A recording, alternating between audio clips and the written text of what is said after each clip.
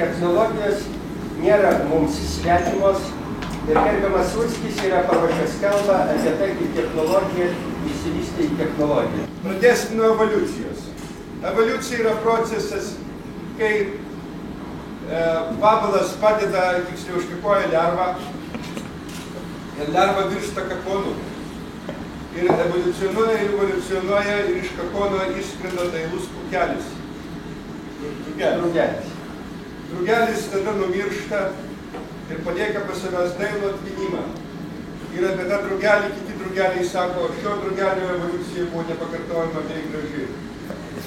Taip ir mes žmonės kažkada gimė kaip padugnės ir bežionės landžiojo po urvus, neapsirengę su blogais skėliais ir ne tik.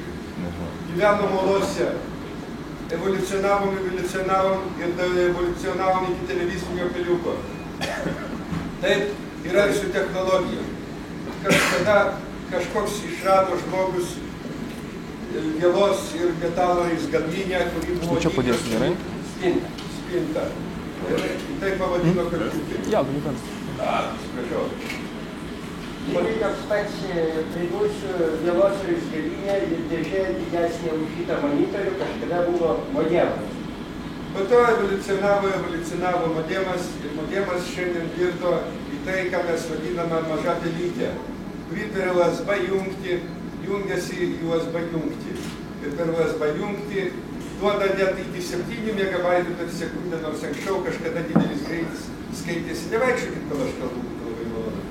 Skaitėsi kokie 9 kilobaitai per sekundę, kur dabar tik paskutinis debilas su tokiu greičiu gali, ką jis ten pamato, nei nuogos pelės nuotrauką atsisiųsi, nei ką.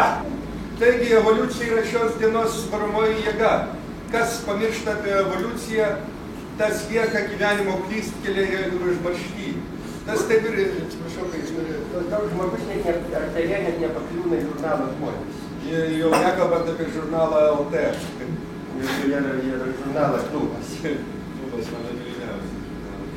Taigi, kaip žmogus evoliucionavo iki pelės, taip ir modemas evoliucionavo iki mažytės pelytės, kuri viską aprėpė, apjungė ir sparčiai spartina jūsų visų internetų. Šiandien mes susirinkome tam ne tik, kad čia pasipaliksnutume arba pavalgykime nakaliavai.